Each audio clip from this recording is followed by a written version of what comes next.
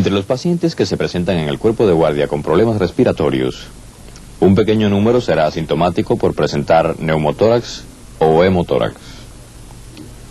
Resulta importante reconocerlos. El alivio de la disnea en estas situaciones requiere la descompresión de la cavidad pleural. Todas las demás medidas para ayudarlos son de valor limitado en el mejor de los casos, y algunas, como la respiración con presión positiva, pueden ser peligrosas.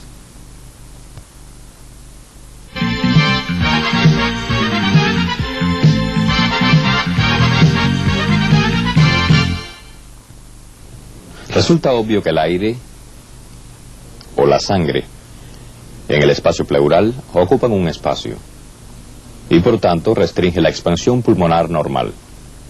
Esta pérdida de la capacidad de ventilación provocará grados variables de disnea. La pérdida extrema de la capacidad de ventilación puede poner en peligro la vida, según se manifiesta por la taquicardia intensa, la taquipnea, la cianosis y la hipotensión. La pérdida de sangre se corresponderá con cada uno de estos casos. Un neumotórax se puede clasificar de espontáneo o traumático. Y en cualquiera de los dos casos, el aire localizado dentro de la cavidad pleural puede estar o no bajo tensión. Un neumotórax espontáneo frecuentemente es consecuencia de la rotura de una pequeña vesícula pleural que se comunica con el árbol bronquial. Esto se observa con mayor frecuencia en jóvenes del sexo masculino normales desde otro punto de vista o en pacientes con enfisema. Con menos frecuencia, el neumotórax espontáneo puede ser consecuencia de la rotura de una lesión inflamatoria como el tuberculoma en comunicación con el árbol bronquial. En cualquier caso, una fuga espontánea de aire hacia el interior de la cavidad pleural puede conducir a un neumotórax pequeño, moderado o total. Los síntomas por lo común consisten en, primero, dolores constantes del lado afectado, frecuentemente de aparición súbita. Segundo, tos seca. Y tercero, disnea agravada por el esfuerzo. Sin embargo, cualquiera o todos estos síntomas pueden estar ausentes. Un neumotórax espontáneo unilateral no es realmente una urgencia potencialmente catastrófica, excepto cuando se desarrolla una tensión positiva, que provoca un desplazamiento del mediastino, lo que afecta al otro pulmón, o en pacientes con enfisema. Incluso un neumotórax unilateral moderado en un paciente enfisematoso puede ser mortal debido a su limitada reserva pulmonar. Disminución de los sonidos de la respiración y la hipersonoridad sobre el lado afectado son los hallazgos físicos más comunes en el neumotórax unilateral, debido a que ambos son característicos de todos los pacientes con enfisema. Estas señales serán difíciles de detectar si se produce un neumotórax con complicación de esta enfermedad. Por esta razón es obligatoria una radiografía de tórax para todos los pacientes enfisematosos que presentan disnea repentina, ya que el diagnóstico puede realizarse solo con medios radiográficos. Por otra parte, cualquier neumotórax bilateral es una situación que pone en peligro la vida y requiere atención inmediata. Un neumotórax bilateral puede presentarse como consecuencia de explosiones del pulmón durante el tratamiento con respiración de presión positiva, lo que provoca una hipoxia profunda. Los pacientes con enfisema que son tratados frecuentemente con presión positiva están especialmente expuestos a esta complicación. Los neumotórax bilaterales pueden presentarse también en forma espontánea en pacientes con enfisema. En estos casos, un neumotórax inicialmente unilateral provoca una respiración más dificultosa, lo que a su vez predispone al neumotórax en el lado opuesto.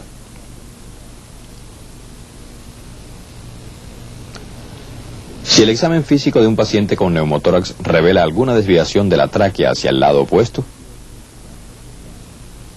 dilatación de las venas del cuello, cianosis o hipotensión, entonces debemos considerar que estamos en presencia de un neumotórax a tensión. Una verdadera urgencia que requiere la descompresión inmediata. ¿Cómo se confirma con rapidez el diagnóstico de neumotórax por tensión?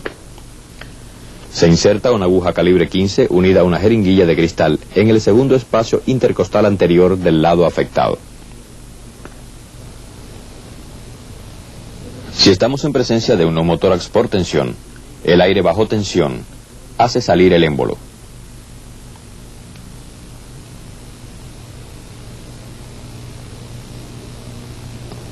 En un caso así, aplique de inmediato la descompresión con sondas, sin perder tiempo, y realice después radiografías para comprobación.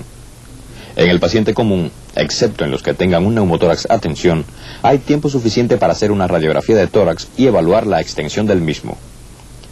Si el neumotórax es pequeño, menos del 10% del volumen pulmonar normal del lado afectado, y hay pocos síntomas, solamente se debe mantener en observación al paciente. Se repite la radiografía más adelante para estar seguros, pero no se realizan procedimientos de inmediato.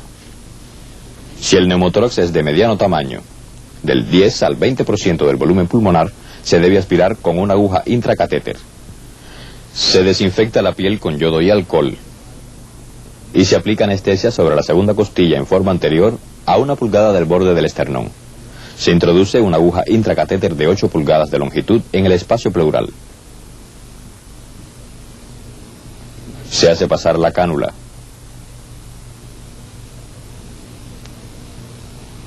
Y se retira la aguja.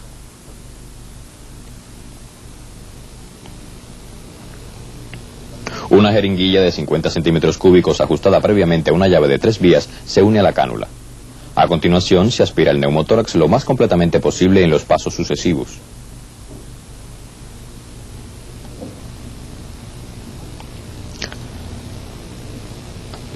A medida que el pulmón se reexpande, el paciente puede quejarse de ciertas molestias en el área de la cánula.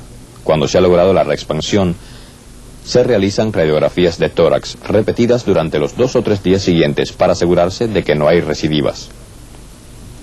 La descompresión con sonda es necesaria después de la confirmación de neumotórax a tensión o cuando la radiografía revela un neumotórax grande, más del 20%, que implica una fuga de aire demasiado grande para ser tratada satisfactoriamente solo mediante aspiración.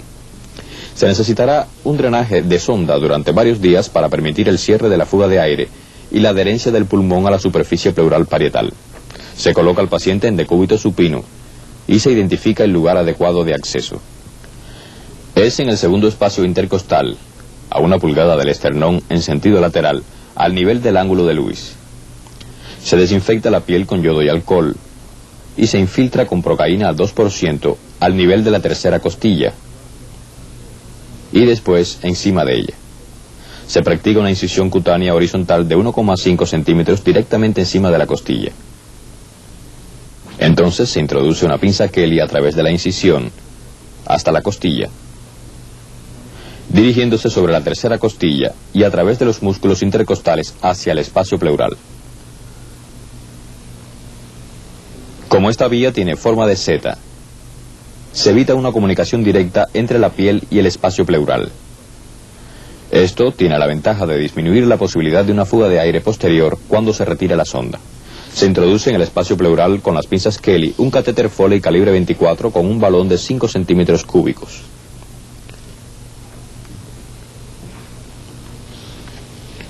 Posteriormente se infla el balón con 5 centímetros cúbicos de aire y se tracciona apretándolo contra la porción parietal de la pleura. Se sutura el catéter a la pared torácica y se aplica una venda con petrolato. Por último, se conecta el catéter a un aparato de succión, graduándolo en presión negativa igual a 10 centímetros de agua. De este modo, se obtiene la reexpansión total del pulmón. Recuerden que esta técnica se realiza cuando las radiografías muestran un neumotórax de más de un 20%, y tan pronto se diagnostique un neumotórax a tensión. Ahora quisiera pasar a la segunda categoría importante, el neumotórax traumático. Ya que este es un problema importante en el cuerpo de guardia que requiere la identificación y tratamiento inmediato. Como grupo, estos pacientes no se encuentran más graves por tener lesiones adicionales asociadas, sino porque en ellos se desarrolla con más frecuencia el neumotórax a tensión. El neumotórax producido por un traumatismo romo se debe por lo común a que las costillas fracturadas con sus bordes dentados laceran el pulmón. En el caso de lesiones por objetos cortantes o perforantes, obviamente se produce una herida directa del pulmón. En ambos casos, además de la fuga de aire, también puede producirse un derrame sanguíneo en el espacio pleural procedente de un vaso intercostal roto, o de una perforación del pulmón. El examen físico por lo común revela una disminución de los sonidos de la respiración e hipersonoridad, pero pueden estar presentes otros hallazgos. Ellos son los siguientes. En primer lugar, enfisema subcutáneo por la fuga de aire hacia la pared torácica. Segundo, aumento del dolor en la base del hemitórax a consecuencia de la acumulación de sangre. Y en tercer lugar, signos de hipovolemia, como palidez, hipotensión y taquicardia, debido a la pérdida de sangre. En este caso, el tratamiento se diferencia en un aspecto importante del observado en el neumotórax espontáneo. Generalmente se inserta una sonda torácica incluso en el caso de un neumotórax traumático pequeño, sobre todo si concomitan lesiones en otras partes. Esto permite atender otros problemas con la seguridad de que el neumotórax no constituye ya un peligro. Además, un paciente en esas condiciones necesita frecuentemente ventilación con presión positiva, si hay depresión del sistema nervioso central o si está bajo anestesia general. En estos casos, una sonda torácica fijada para la succión los protege contra la aparición de un neumotórax a tensión. A propósito, el neumotórax es una complicación común de las fracturas costales por masaje cardíaco externo. En especial, como que en estos pacientes es necesaria la ventilación con presión positiva, la inserción de una sonda intratorácica se convierte en un paso obligado. ¿Qué sucede con el hemotórax asociado en pacientes con traumatismo torácico? En algunas ocasiones puede ser causa fundamental o la única en la disminución del volumen pulmonar. Su extensión se determina mejor mediante una radiografía de pie o en decúbito lateral. Si se detecta la presencia de menos de 100 centímetros cúbicos de líquido y hay algún grado de dificultad respiratoria, se inserta una sonda torácica posterior para drenar la sangre acumulada y permitir la reexpansión pulmonar. La reexpansión del pulmón puede producir más beneficios taponando el sitio de sangramiento contra la pared torácica. Es más probable que esto ocurra si el sangramiento procede de la superficie del pulmón que si procede de una arteria intercostal. Esta última continúa sangrando con frecuencia. Por la cantidad de sangre drenada a través de la sonda, se puede hacer un estimado de las necesidades de transfusión. Recuerden que se coloca una sonda torácica posterior para drenar la sangre y no para tratar el neumotórax. Evidentemente, un neumotórax o hemotórax significativo necesitará ambos tipos de sondas. La técnica para el drenaje posterior es la siguiente. Identifique el octavo espacio intercostal en la línea axilar media. Al igual que antes, esterilice con yodo y alcohol, infiltre con procaína y practique una incisión cutánea horizontal directamente encima de la costilla. A continuación, inserte una sonda derecha plástica o de Argyle, calibre 28 por encima de la costilla en el espacio pleural, dirigiéndola en sentido posterior y superior.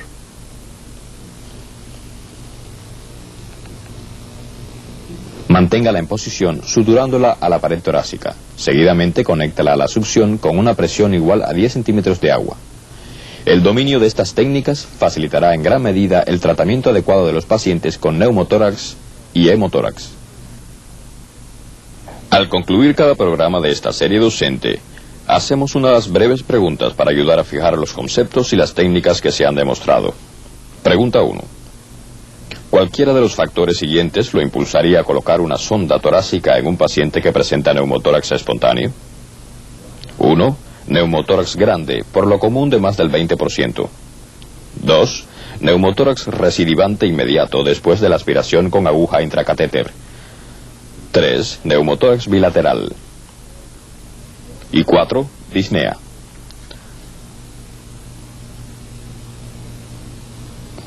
Todas son verdaderas. En cada caso se indica la colocación de una sonda torácica. Pregunta 2. El diagnóstico de neumotórax espontáneo en un paciente enfisematoso que presentó aumento de la disnea y dolores torácicos puede confirmarse solo por auscultación, radiografía, inserción de una aguja calibre 15, electrocardiograma. Por lo común se logra la respuesta con una radiografía de tórax. La mayoría de los signos físicos comunes de un neumotórax quedan parcialmente disfrazados por los signos de enfisema. Se necesita una radiografía de tórax para diferenciar el neumotórax de un émbolo pulmonar u otras causas de disnea y dolores torácicos de estos pacientes. La aspiración con aguja está contraindicada, debido a que son mayores los riesgos de provocar neumotórax en el paciente enfisematoso.